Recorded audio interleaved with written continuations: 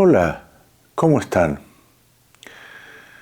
Yo tenía un primo, el mayor de mis primos, que un día desapareció y nunca más lo encontraron.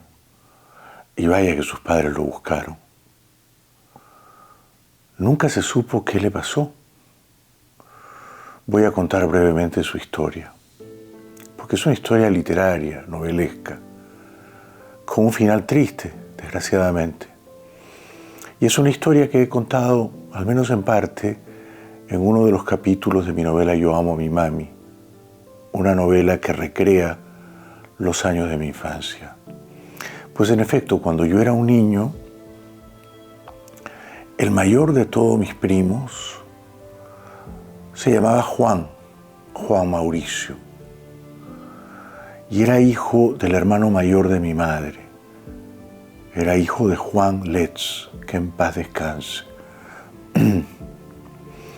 Juan Mauricio llamaba mucho la atención porque era altísimo, mucho más alto que su padre y que su madre. Y era bellísimo. Parecía un príncipe exiliado, melancólico, perdido en tierras ajenas. Llevaba siempre un aire ausente, distraído, el cabello muy largo y la mirada traspasada de alguna extraña tristeza.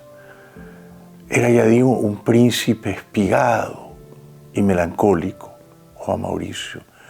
Y yo por eso lo veía con profunda admiración. En las reuniones familiares, a duras penas me atrevía a mirarlo de soslayo, no le hablaba. Y como era el mayor de mis primos, gozaba de la protección, del cariño, de los favores de las dos personas más ricas en la familia. De un tío gay, calvo, billonario, el tío Bobby, que seguramente veía en Juan Mauricio a un hijo, casi a un hijo, al hijo que el tío Bobby nunca tuvo, porque no tuvo hijos. Y también gozaba de la protección y de los favores de una tía muy rica, la tía Elsa, que pasaba más tiempo en Londres. Más todavía, Juan Mauricio y sus padres vivían en una casona enfrente de la gran casona donde vivían el tío Bobby y la tía Elsa, que vivían juntos. Bobby no había tenido hijos, Elsa tampoco, y Juan Mauricio, que vivía en la casa de enfrente, era en cierto modo como un hijo para ellos. Entonces, por supuesto, lo colmaron no solamente de afecto y de ternura, pero también de dinero, de regalos, de viajes, de privilegios, ¿no? Ciertamente en esa familia, en mi familia materna, la familia de mi madre, que originalmente eran 9 hermanos, Juan Letts, el hermano mayor de todos, el padre de Juan Mauricio. Juan Mauricio no se distinguía por ser deportista, a diferencia de su padre, que sí era un gran y muy animado y entusiasta jugador de fútbol en cualquiera de sus formas y dimensiones. Y seguramente era también un amante del mar y le gustaba navegar y remar y etc. Pero Juan Mauricio era, yo creo que un tanto renuente a los deportes, ¿no? Creo que se inclinaba al arte. Creo que era un artista, quizá un pintor. Desgraciadamente no llegó a fructificar. ¿Cuál fue la tragedia en la vida de Juan Mauricio Letts, que desapareció y nunca más lo encontraron? La tragedia fue que, como sobraba dinero en esa familia, porque el tío Bobby y la tía Elsa lo amaban sin reservas infinitamente, a Juan Mauricio, cuando terminó el colegio, lo enviaron a estudiar aquí a Estados Unidos. Aquí, a esta ciudad, a Miami, a una universidad de Miami. no sé si era la Universidad de Miami, UM. Pero eran tiempos, fines de los 70, principios de los 80, en los que Miami era una ciudad completamente conquistada por las drogas, ¿no? Los narcotraficantes colombianos eran virtualmente los dueños de esta ciudad, ¿no? Entonces Juan Mauricio se instaló aquí. Por supuesto, le compraron un apartamento, le compraron un auto de lujo, le enviaban muchísimo dinero y, de nuevo, vivía como un príncipe. Y claro, no estudiaba, ¿no? ¿Qué hacía Juan Mauricio aquí en Miami con los dineros muy copiosos que le llovían? Bueno, básicamente, creo, por lo que me contaban mis padres, consumía drogas. ¿Qué drogas usaba, consumía, a qué drogas era adicto? No lo sé, no lo sé. Probablemente más de una, ¿no? Eran los tiempos, claro, de la cocaína, pero también del LSD y de ciertas drogas alucinógenas. No sé si tomaba LSD, si aspiraba cocaína, si fumaba marihuana o si de todo un poco. Lo cierto es que no rendía bien en la universidad, no estudiaba, se daba la gran vida. No solo vivía aquí en Miami, pero viajaba por el mundo, a veces con estos dos tíos que, bueno, lo habían engreído, mimado tanto, ¿no? Tío Bob y la tía Elsa. Y por supuesto con sus padres también, que eran muy cercanos a Elsa y a Bobby, ¿no? Con sus padres, que en paz descansen.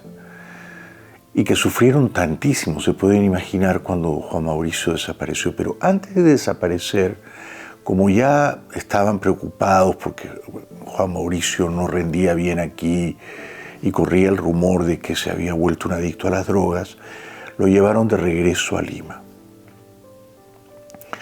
Y ahí en Lima es donde desapareció, pero antes de desaparecer vivió una temporada en casa de sus padres. Por supuesto vivía en la casona de sus padres o enfrente, cruzando la calle, en la casona de Bobby y de Elsa, ¿no? Y recuerdo que una vez mi madre fue a visitar a su hermano mayor Juan y regresó absolutamente consternada, espantada, horrorizada. Y me dijo: he visto al diablo en tu primo Juan Mauricio. Juan Mauricio está poseído por el diablo. Me ha mirado y era el diablo quien me miraba, me dijo mamá. Se ha reído de mí, se ha burlado de mí, me ha humillado y era el diablo el que se reía de mí, me dijo mi madre. Ese chico está poseído por el demonio, hay que hacerle un exorcismo. Esto es algo que vio mi madre. Y también recuerdo muy vivamente, porque mamá estaba absolutamente espantada, que me dijo que Juan Mauricio, además de reírse de ella, la había llevado a su pequeño estudio, taller de pintura, en la casa de sus padres, donde vivía antes de desaparecer, antes de perderse. Y mamá me dijo, había varios cuadros y él había pintado a su mamá sin ropa, a su mamá calata, palabra que usamos los peruanos, ¿no? A su mamá desnuda. Había pintado a su madre desnuda en varios cuadros. Es el diablo, hijito, es el diablo, Jaimín, me decía mi mamá. Tu primo Juan Mauricio es el diablo se ha metido en su cuerpo, es el diablo el que pinta esos cuadros horribles, espantosos. ¿Cómo puede pintar a su mamá desnuda? Yo pensé, qué ganas de ir a ver esos cuadros. Yo pensé, qué gigante, qué gran artista, qué transgresor Juan Mauricio. No cualquiera se atreve a pintar a su madre desnuda, ¿no? Pero no le dije a mi madre nada de esto que yo pensé. Pero se multiplicó mi admiración, o por lo menos mi curiosidad por ese primo misterioso, esquivo y al parecer artista, y artista impúdico, transgresor, ¿no? Mamá quedó horrorizada. Y empezó a hacer sugestiones religiosas, ¿no? Pero no avanzó mucho porque el tío Bob y la tía Elsa no eran muy religiosos, la verdad, ¿no? tenía mucho dinero, no era muy religioso. No sé si los papás de Juan Mauricio eran muy religiosos, no sé. Lo cierto es que la temporada de mi primo Juan Mauricio, pintor, viviendo en casa de sus padres, no fue muy extensa. Y un día, no se sabe cómo, no se sabe si se despidió de sus papás o si cruzó la calle y se despidió del tío Bobby, no sé los detalles. Lo cierto es que desapareció. Desapareció. Ustedes dirán, pero no se puede desaparecer. Él desapareció. No se sabía a dónde había ido, si había tomado un bus, si había tomado un avión, si se había integrado a una secta itinerante, a una cofradía peripatética, si había salido del país y había vuelto a Miami, si se había ido a los Andes peruanos, si se había ido a la selva, si se había ido al desierto en el norte para estar cerca del mar. Nadie sabía dónde carajo estaba. Y como la familia tenía dinero, montó todo un operativo para encontrarlo. Un operativo, sí, contrataron detectives, policías, incluso había amigos en el gobierno, ¿no es cierto? Yo tenía tíos que eran ministros y etcétera. O sea, a Juan Mauricio lo buscaron mañana, tarde y noche, afanosamente, sin descanso, sin desmayar. Por supuesto, la cruzada, la búsqueda la dirigían sus padres, ¿no? Pobre, ¿no? Sobre todo su papá, ¿no? Yo creo que su papá y su mamá, pero su papá a veces le decían, sí, lo hemos visto al pie de tal río en la Amazonía. Y el padre iba hasta allá, soñando con encontrarlo, y lo buscaba. Sí, lo hemos visto en tal montaña, o en tal valle, o en tal aldea. Y su padre iba, ¿no? Iba con la esperanza de encontrarlo. Recorrieron todo el país siguiendo, informaciones, pistas, hallazgos. Nunca lo encontraron, nunca. Lo mataron, lo mató un animal salvaje, se quitó la vida, se arrojó a un río y murió ahogado, se metió al mar y nunca más salió. Algunos delincuentes en el camino le robaron lo poco que llevaba y lo asesinaron, pero el cuerpo nunca apareció. Nunca apareció su cuerpo. Con lo cual fue una gran tristeza, un gran dolor, ¿no? En la familia en general, ¿no? La familia en general. Y mi madre siempre vivía angustiada por el destino de este primo, en quien ella había creído ver al diablo y que luego había desaparecido. Nunca lo encontraron, nunca. Y digo, y me puedo quedar corto, que desapareció hace 40 años más o menos, fácilmente, y hasta un poquito más. Nunca lo encontraron.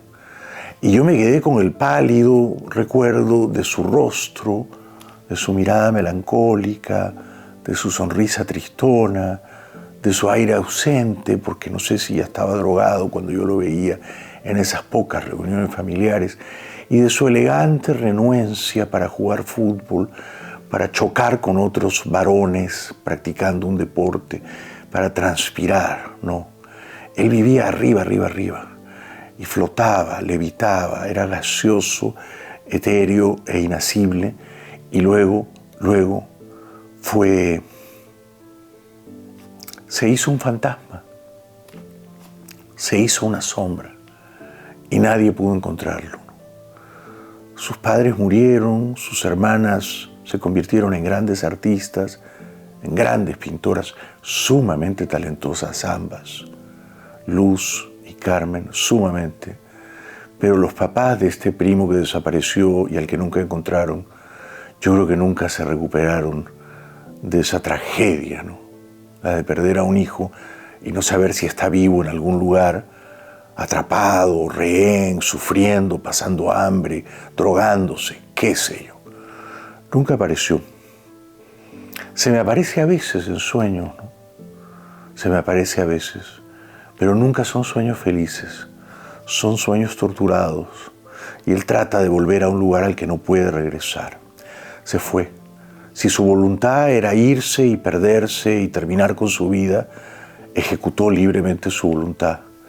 si su voluntad era irse para ser feliz en otro lugar y para pintar cuadros impúdicos y transgresores, pero algo interrumpió ese plan, lo siento todavía más. En cualquier caso, y donde quiera que esté ese príncipe melancólico y exiliado que fue Juan Mauricio Letts, desde aquí lo recuerdo con profunda ternura y admiración. Seguimos.